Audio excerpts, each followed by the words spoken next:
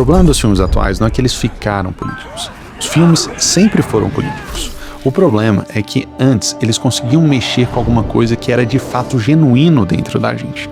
Hoje eles se transformaram em sermão. Tem uma coisa muito importante acontecendo no cinema atual.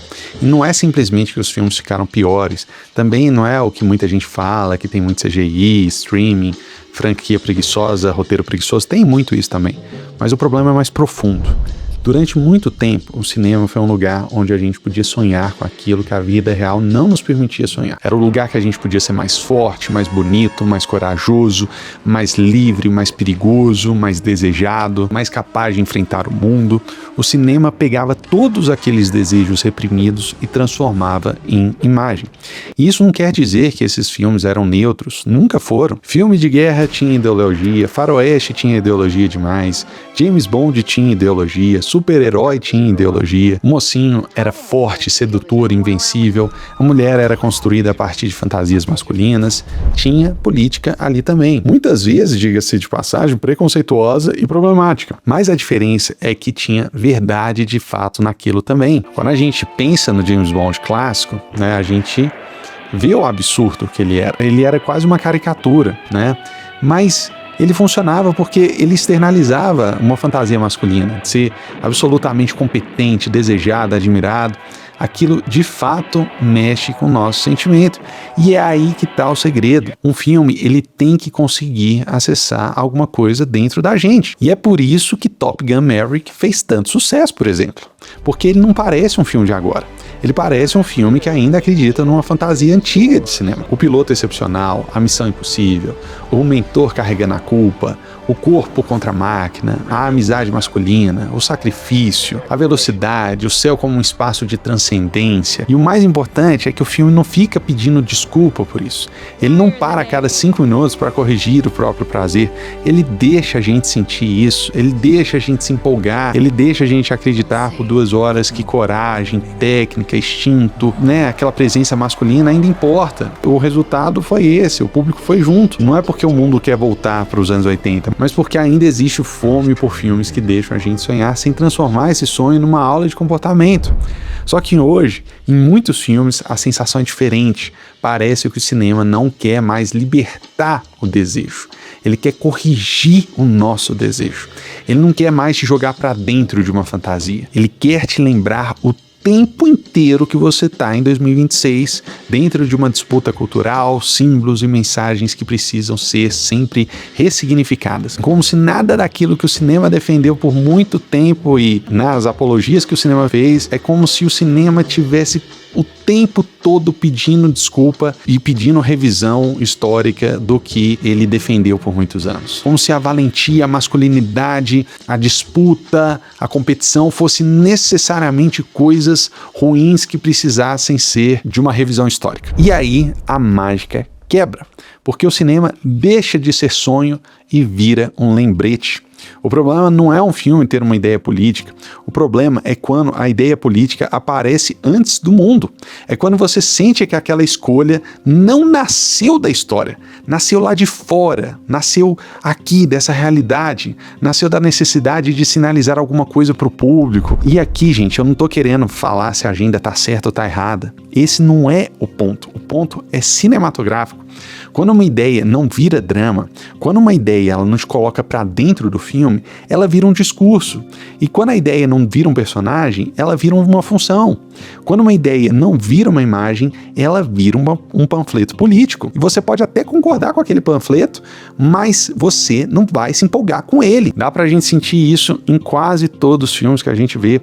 Quando um filme de fantasia cria um mundo medieval, antigo, mítico, mas os personagens falam, se comportam e se parecem com, né, as pessoas das redes sociais, do Twitter, tem uma coisa que quebra lá. Não é porque a fantasia precisa obedecer à nossa realidade, é justamente o contrário. A fantasia precisa obedecer à realidade dela. Então, quando a gente vê algumas mudanças que são feitas no filme, né, quando sai um ator para entrar outro, quando um personagem era de um jeito e passa a ser de outro, né, a gente sente que não é mais parte do filme, é parte do contexto político que a gente está vivendo.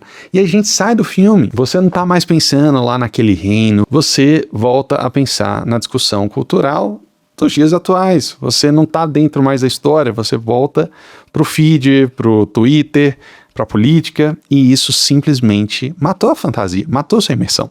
Gente, quantas vezes a gente não tá assistindo um filme e a gente fica com aquela sensação que o filme parou de repente por uma mensagem urgente. A inclusão e o feminismo são tudo de bom. Tá bom, gente, eu concordo com isso, mas quando eu tô vendo um filme, eu quero desconectar dessa realidade, né? Eu posso fazer isso, eu tô cometendo um pecado por fazer isso. Quando acontece isso, acabou. A imersão já foi embora, a gente já saiu do filme. E isso vale para qualquer agenda, gente, porque não é só agenda progressista.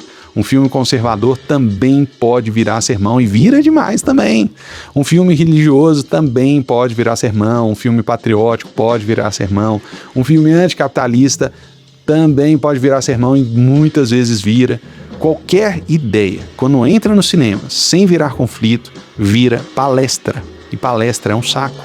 A diferença dos filmes de hoje para os filmes de antes é que a maioria dos filmes hoje parece ter adotado esse tom de palestra cultural. E isso cansa, porque a gente não está sendo convidado a viver uma experiência. A gente está sendo lembrado de como a gente deve interpretar essa experiência. Só que a gente não vai no cinema para ser instruído.